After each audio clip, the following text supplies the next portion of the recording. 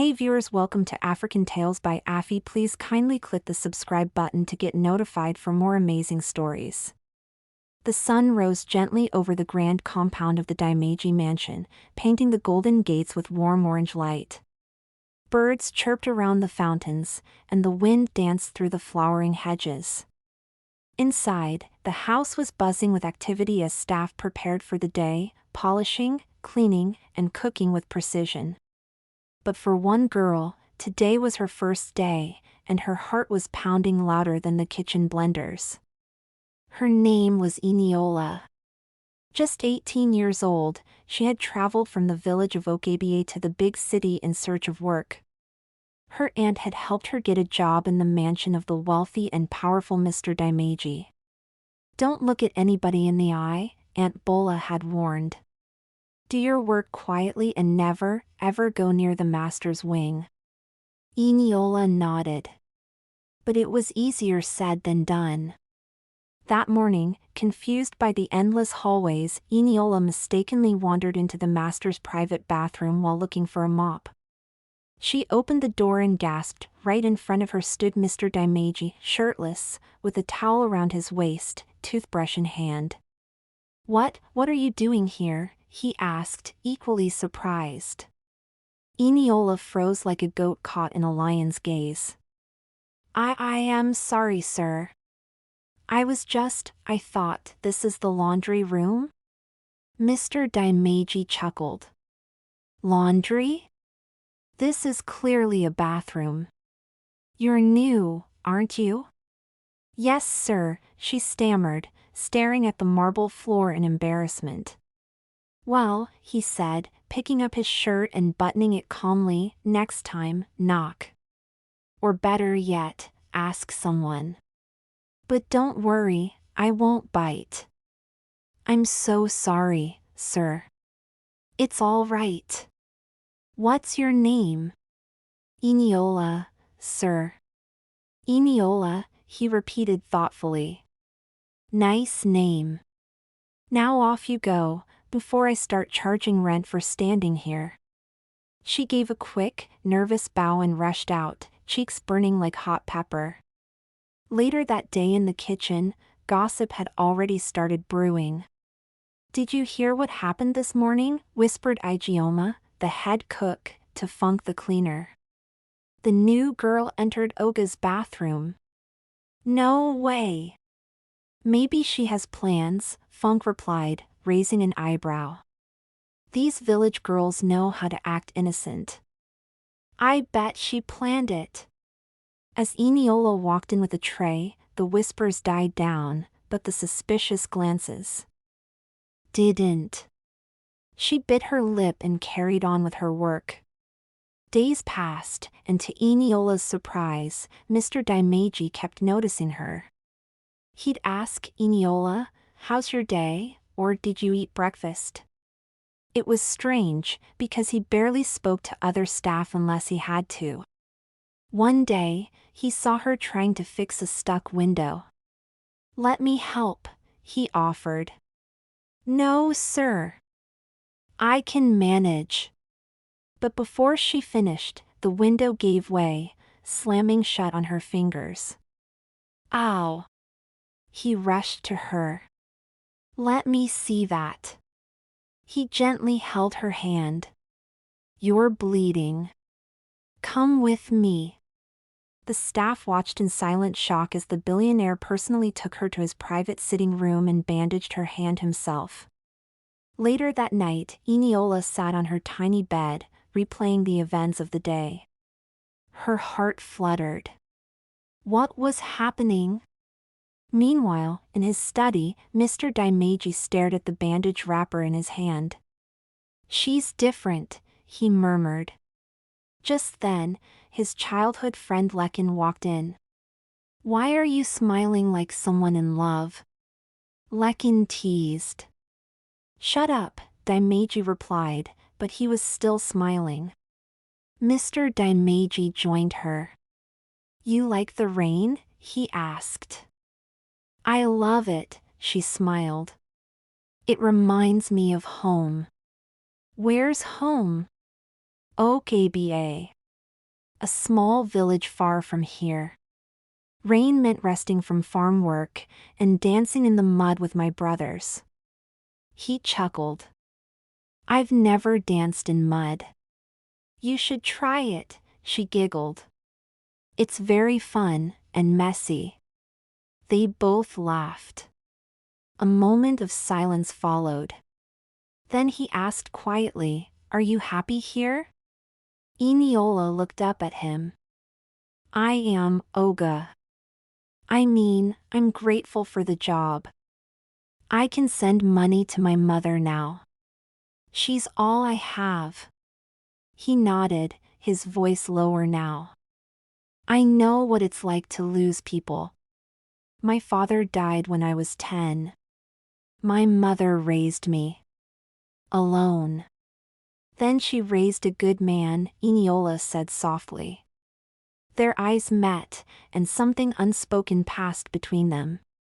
But peace doesn't last long in a house full of watching eyes and whispering tongues. The next morning, Eniola found a note shoved in her cleaning bucket. The handwriting was messy, angry. "You think you're better than us now? Be careful, little girl. Rich men play, then throw away."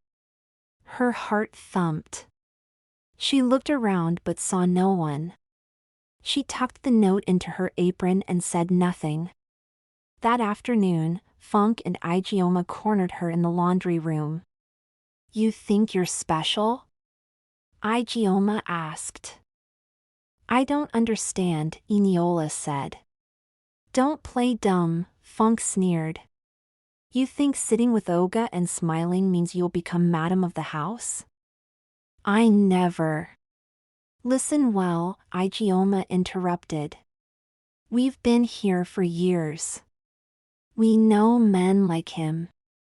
They act sweet, then drop you like hot yam." "I don't want trouble," Eniola said quietly. "Then stay in your lane," Funk snapped before they walked away. Eniola sat on a stool, shaking. She wasn't trying to outshine anyone. But now, she was a target. Later that night, Mr. Daimeiji found her alone in the hallway, wiping tears. "What happened?" he asked.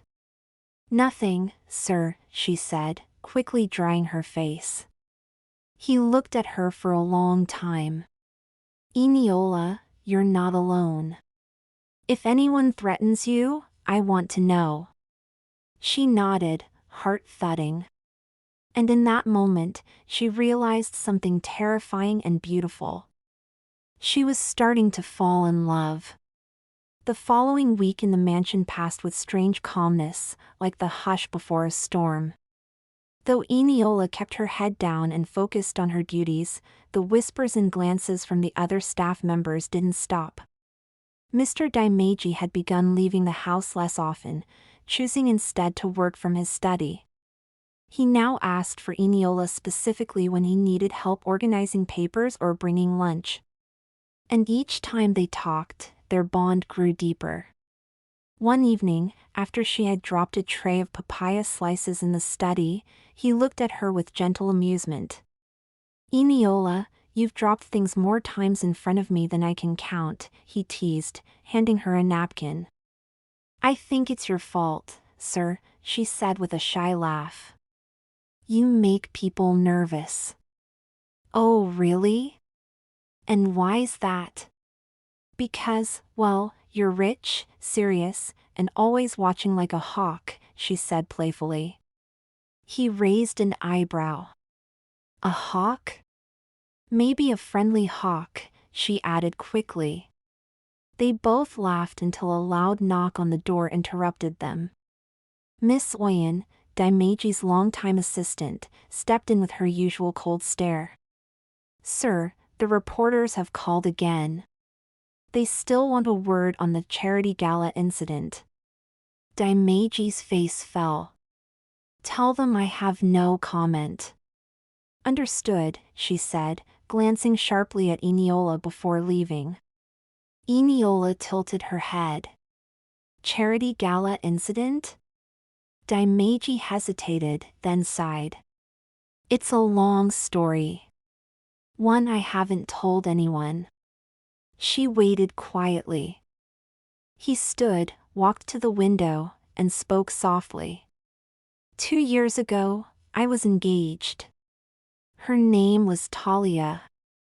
Everyone thought we were the perfect couple, beautiful, rich, unstoppable. What happened? Eniola whispered. She left. On the night of the charity gala. Walked away without a word. The media went wild. People said I was cruel, others said she cheated. The truth? He paused. She said I had too many walls. That I was a fortress she couldn't break into. Eniola looked at him with wide, thoughtful eyes. Maybe she didn't try hard enough. He turned to her, surprised. You really think so? She nodded. Some hearts need time. A long silence passed, full of understanding and unspoken words. But the moment was shattered when the door burst open again. This time, it was Igioma, the head cook, looking flustered. Sir. Sorry to disturb you, but someone has come to see you. From your past. Downstairs in the grand parlor stood a tall, confident woman in a green-fitted gown. Her heels clicked against the marble floor, and her arms were folded like someone used to being obeyed. Talia, Daimeji muttered, his face pale. Eniola stood awkwardly beside him until he whispered, Please wait by the stairs. She nodded and backed away, though her heart pounded. Daimeji, Talia said, smiling like nothing had happened. You still look good. You left without a word, he said flatly. I know. And I regret it every day. She walked closer. I was scared. We were too fast, too public. I needed space. 2 years of space? She touched his arm gently. I want to make it right. We can start over. I've changed. From the stairs, Eniola watched them. She couldn't hear every word, but the body language was loud enough. The way Talia touched him. The way Daimeji's shoulders stiffened. And in that moment, her chest hurt. Later that night, Daimeji found Eniola sitting quietly in the garden. I didn't know she was coming, he said softly.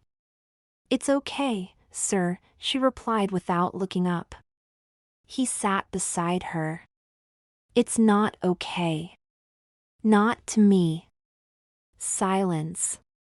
I told her I've moved on, he continued. Eniola blinked. You did? Yes. Because I have. She looked at him now. I've been a lonely man for so long. Building walls like Talia said. But since you came, I find myself smiling more, breathing easier. Eniola's heart beat wildly. I don't know what this is yet, he said. But I want to find out. Her voice shook. Even if people talk? Even if we come from 2 different worlds? He reached for her hand. Especially then. Their fingers touched, softly at first, then firmly. From a distance, Funk watched from the window, her mouth agape. N. Is that what's happening? She gasped. I must tell Igioma, this house is about to explode. The next few days in the mansion were like walking on glass. Rumors had spread like wildfire. The staff had started whispering behind closed doors. Every time Eniola passed through the kitchen or the halls, she could feel their eyes, their smirks, their judgments. Did you hear? Funk whispered loudly to Igioma. She's caught the Oga's io. She's even holding his hand in the garden now. I said it before. Igioma replied. These village girls, humble today, madam tomorrow. Eniola tried to ignore them, but the words stung. She hadn't asked for any of it. All she had wanted was a job, a quiet life. And now her heart was tangled up in something big, beautiful, and terrifying. One evening, Daimeji invited her to his study again. The room was dimly lit, filled with the smell of old books and fresh tea. You're quiet, he said gently, handing her a cup. I'm just thinking, Eniola replied, staring at the floor. He sat beside her. Talk to me. What's bothering you? She sighed. People are talking. Saying I don't belong. That I'm using you. His eyes darkened. They don't know you. They don't see what I see. I don't want to be the reason people mock you, she said, her voice breaking. He reached for her hand. Eniola, when I was with Talia, everyone approved, but I was never happy. With you, I feel peace. I feel like myself. Tears welled up in her eyes. But what about society? What about your world? Daimeji smiled softly. Then I'll change my world. The next morning, the staff was gathered in the dining hall for their weekly meeting. Normally, Daimeji sent Miss Wayan to speak, but today, he came himself. He stood tall and confident, wearing a navy blue shirt and kind eyes. I have something to say, he began. There have been many rumors lately. Whispers. Judgments. I want them to stop. Everyone was silent. He continued, I care about Eniola. She's loyal, strong, and kind. Her background doesn't make her less. If anything, it makes her more. Mouths dropped open. Funk nearly dropped the tray she was holding. And from today, he added, I will not tolerate anyone making her feel less than she is. Is that clear? Everyone murmured, yes, sir. Eniola stood at the back, stunned and speechless. After the meeting, Funk approached her with wide eyes. Eniola, I didn't know it was that serious. Oh. You've truly won Oga's heart. I didn't win anything, Eniola replied calmly. We just found each other. But the biggest surprise came later that week when Daimeji took her to see someone special. They arrived at a modest bungalow surrounded by blooming flowers. An elderly woman with wise eyes and gray hair came out smiling. Grandma, Daimeji said, hugging her. Meet someone important. Eniola stepped forward, nervous. Good afternoon, Ma, she greeted, bowing respectfully. Grandma Aina looked her up and down, then took her hand warmly. So, you're the one who softened my grandson's stone heart. Eniola blushed. They spent the afternoon talking, laughing, and eating jollof rice. Grandma Aina listened to Eniola's story with tears in her eyes. Let me tell you something, my dear, she said, holding Eniola's hand. Love is not about money or class. It's about truth. And I see truth in your eyes. By the time they left, Eniola felt like her heart was full of light. That night, as they sat under the stars in the garden, Daimeji pulled out a tiny box from his pocket. Eniola gasped. What's that? He opened it slowly, revealing a simple gold ring. I know the world might still judge us. But I don't care anymore.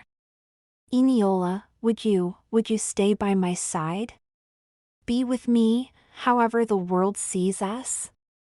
Tears rolled down her cheeks as she nodded. Yes. 100 times, yes. He slipped the ring on her finger, and they embraced. From the window, Grandma Ana smiled. From the staff quarters, Funk whispered, "Olmo. She's engaged, oh." And from the sky, the stars twinkled like they too were celebrating. Hello tribe, hope we enjoyed today's story. Please kindly put what you've learned in the comments section. Please remember to hit the like button, share this to your friends and family as well as subscribe to see you on the next one. Bye.